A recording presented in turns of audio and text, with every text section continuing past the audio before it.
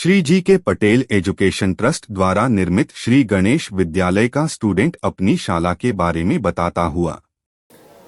Generally बाळक જ્યારે જન્મે ત્યાર પછીના 5મા 7મા વર્ષે શાળામાં જતું હોય છે અને એવું કહેવાય છે કે ઘર કરતાં વધારે કેળવણી બાળકને શાળા આપતી હોય છે।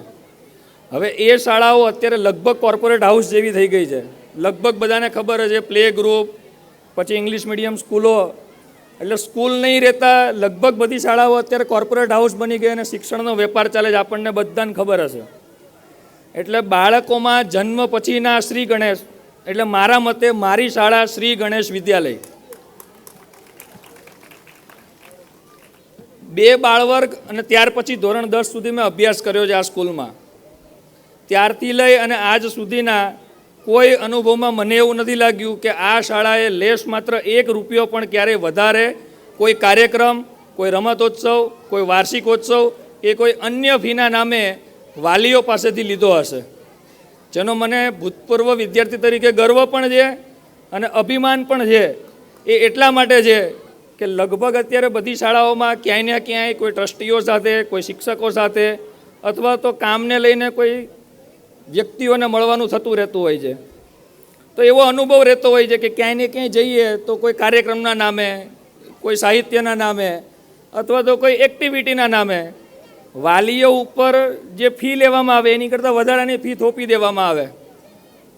લગભગ આ બધાએ અનુભવ કર્યો હશે। પોતપોતાની આજુબાજુમાં સોસાયટીમાં રહેતા હોય, બીજી સ્કૂલમાં ભણતા હોય, એને સામાન્ય તમે પૂછશો એટલે કહે છે કે અમારી સ્કૂલવાળાએ તો આટલી ફી લઈ લીધી, અમારી સ્કૂલવાળાએ આટલી ફી લઈ લીધી।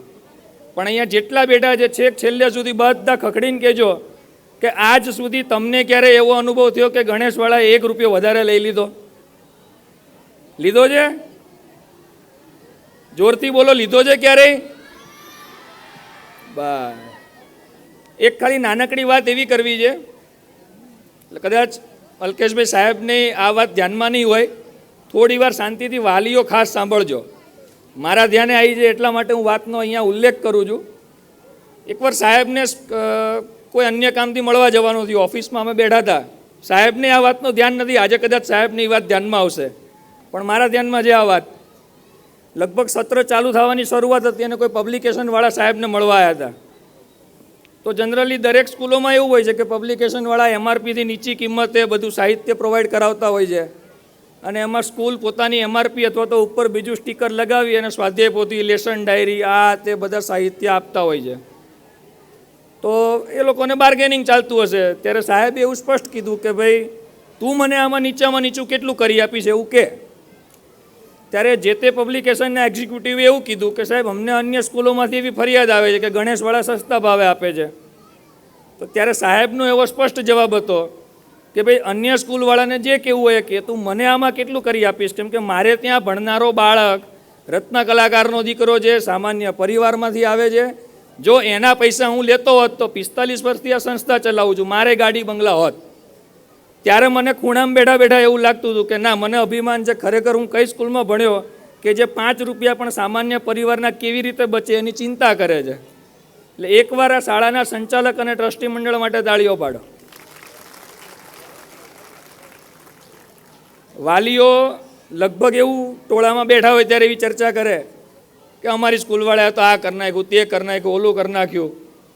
કોઈ દિવસ આ શાળા મને જ્યાં સુધી અનુભવ છે ત્યાં સુધી વાર્ષિકોત્સવ હોય, રમતોત્સવ હોય કે કોઈ પણ કાર્યક્રમ હોય, જે ફી વિદ્યાર્થી પાસેથી લેવાની હોય એ જ ફી લેતી હોય છે। 1 પણ રૂપિયો શાળા એમાં પોતાનું કરતી નથી, ઉલટાનું શાળા એમાં નાખતી હશે। અને આ બોલવા માટે મને કોઈ ટ્રસ્ટી મંડળે, કોઈ શાળા પરિવારમાંથી કોઈએ મને કીધું નથી, મારી સ્વયં ઈચ્છાથી હું આપની સમક્ષ બોલું છું। એટલે એવું નથી કે મને પાછળથી કીધું હોય ને પછી મારે તમારી આગળ આ બધું બોલવાનું હોય। જ્યારે આ સ્કૂલમાં લગભગ આજુબાજુના નદીના, જનરલી કેવું હોય છે કે નદીના પારની વિસ્તારમાં જ બધી એક્ટિવિટીઓ શાળામાં થતી હોય। વિજ્ઞાન મેળો તો કે ઓલી સ્કૂલમાં જ હોય, રમતોત્સવ તો કે ઓલી સ્કૂલમાં જ હોય, કલ્ચરલ ફેસ્ટિવલ તો કે ઓલી સ્કૂલમાં જ હોય। 12 વર્ષ મારા કાર્યકાળ દરમિયાન અને ત્યારથી લઈ અને આજ સુધી 45 વર્ષથી આ સંસ્થા ચાલે છે। નદીની આ બાજુની લગભગ પહેલા નંબરની આ સ્કૂલ હશે કે જેના જોડે મેદાન છે, સ્વિમિંગ પુલ હતો, રમતગમતના સાધનો હતા, પીટીના શિક્ષકો હતા। બાકી કોઈ સ્કૂલમાં આ વ્યવસ્થા હોતી નથી.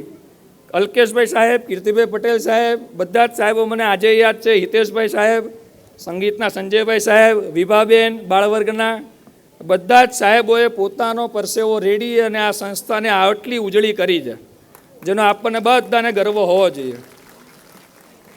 કીર્તિભાઈ પટેલની એક સાહેબની મને એક વાત યાદ આવે છે. જ્યારે સવારપાળીના પ્રિન્સિપાલ હતા, આજે બધાએ જોયું હશે, એક પ્લે ગ્રુપ નર્સરીના ખાલી જો પ્રિન્સિપાલ કે આચાર્ય હોય ને તો મોટી લક્ઝુરિયસ ગાડી લઈને આવતા હોય. કીર્તિભાઈ પટેલ સાહેબ ત્યારે મણિનગરથી આવતા, તેમ છતાંય મોપેડ ગાડી લઈને આવતા. જો એમણે ધાર્યું હોત કે આ સંસ્થામાંથી રૂપિયા કમાવા છે તો ત્યારે એ ગાડીઓ લઈને આવી શકતા હોત. પણ એમનો ધ્યેય આ સંસ્થામાં રૂપિયા કમાવાનો નહીં, પણ સારી કેળવણી આપવાનો છે. અને આ કેળવણી જ્યારે મળી છે ત્યારે જ હું તમારી સામે આજે 10 મિનિટ બોલી શકું છું. અને એ બોલવાની તક મને અલ્કેશભાઈ 5મા ધોરણમાં આપી હતી, જેના કારણે આજે હું આ ઊભો રહી શક્યો છું અને બોલી શક્યો છું. એના માટે હું સમગ્ર ટ્રસ્ટી મંડળ, પ્રિન્સિપાલ સાહેબ અને બધાના ચરણોમાં વંદન કરીને મારી વાત પૂરી કરું છું.